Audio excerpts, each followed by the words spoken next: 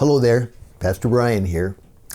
In the Sermon on the Mount, Jesus opens by telling us how you can find genuine happiness in this very unhappy world we live in. 9 times in the first 12 verses, he says, blessed are. And that word blessed in the Greek is makarios, and it literally means just happy. Happy is this person. Happy are those. And he says that 9 times in the first 12 verses. We call this the Beatitudes. And what we have here is he's laid out before us a spiritual progression in becoming a person whose life is truly characterized by real happiness. He starts in verse 3 of chapter 5 of Matthew with blessed, happy are the poor in spirit.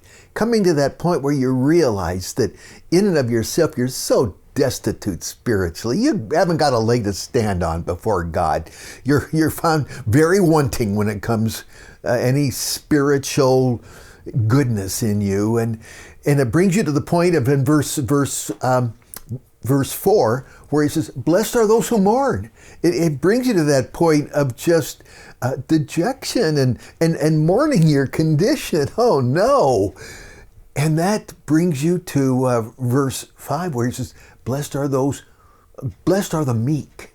It just brings you to a place of genuine humility before God.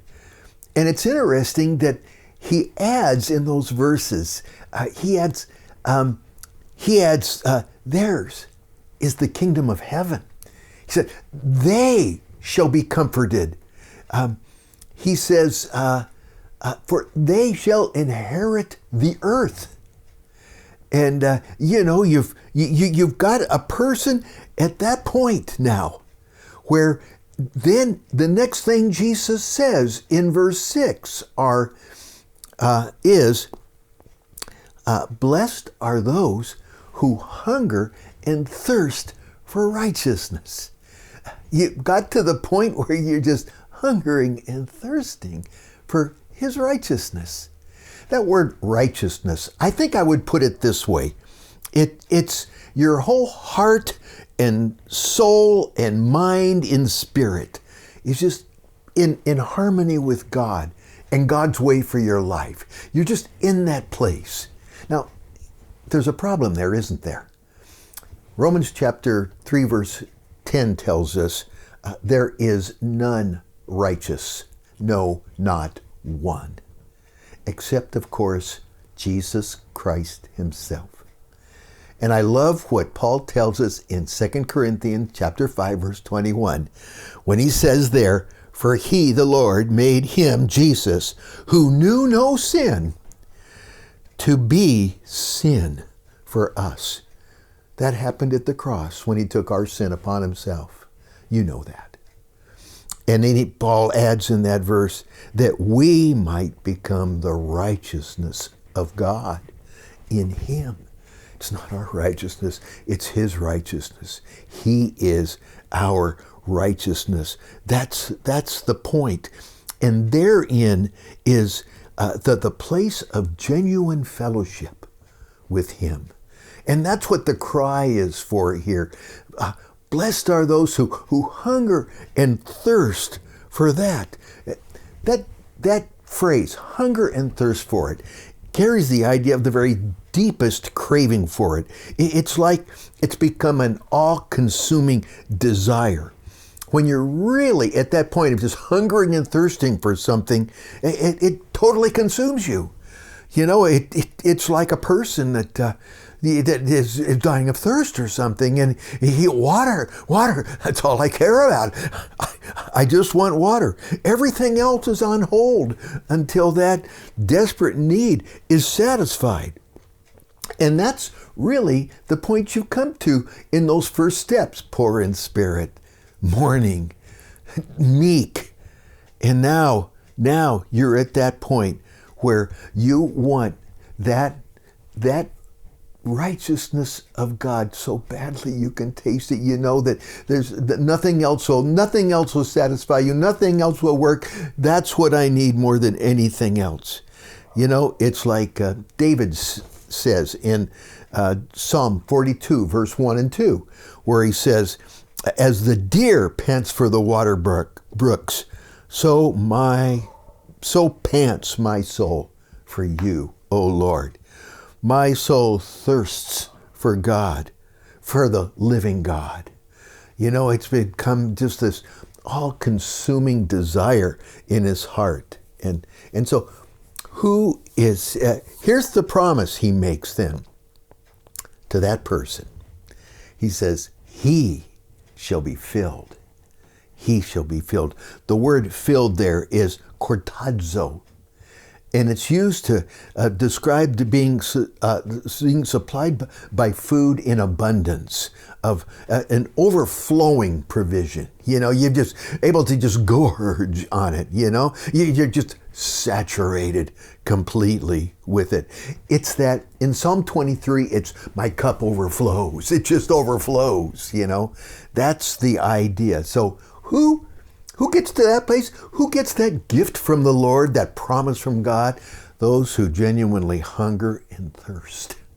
Hunger and thirst for that connection with God. So, you know, is somebody sort of, listening in or looking at it and going, I guess, Lord, I guess, you know, this is probably what I need. So, you know, go ahead. I don't think anything will happen. No.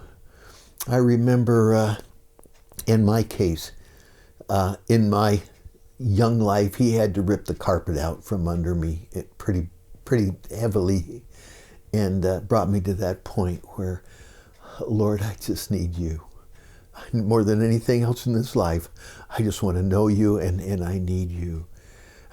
I need to be you to fill me. And by golly, he did. He did. You see, that's what he does. That's the promise he makes.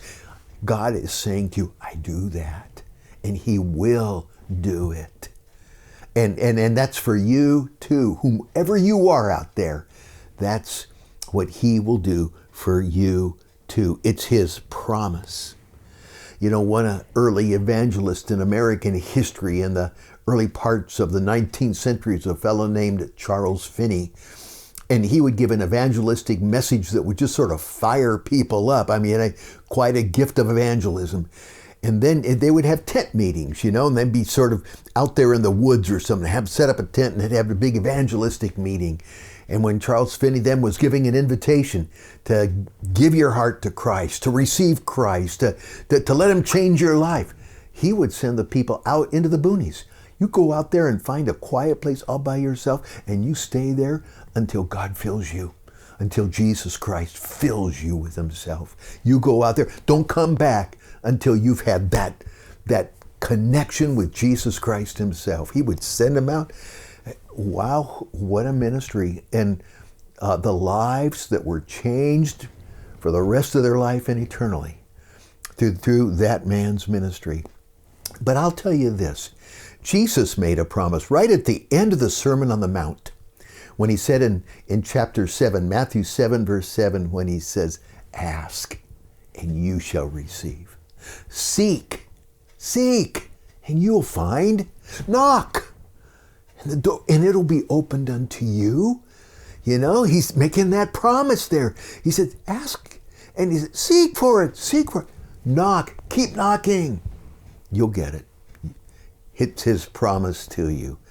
Hey, blessed are those who hunger and thirst for that righteousness, his righteousness, that relationship with him that's rich and full and personal and real and meaningful.